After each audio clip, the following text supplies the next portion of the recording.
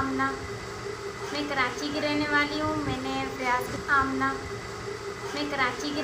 हूँ। मैंने फ़याज़ के साथ निकाह किया है कोर्ट में। अच्छा। अपनी मर्ज़ी से किया है, किसी का दबाव नहीं है, किसी की ज़ोर ज़बरदस्ती नहीं है। मैंने अपनी मर्ज़ी से ये शादी की है और मैं बहुत खुश हूँ। मेरे मामू हैं और पापा ढूँढने की कोशिश करेंगे। उनमें से आपको खतरा है? जी, खतरा है। मेरी अपील है, मैं परेशान ना किया जाए और मैं अपने शौहर के साथ बहुत खुश हूँ। मुझे, मेरे शौहर को, किसी को भी परेशान ना किया जाए और मैं इस शादी से बहुत खुश हूँ।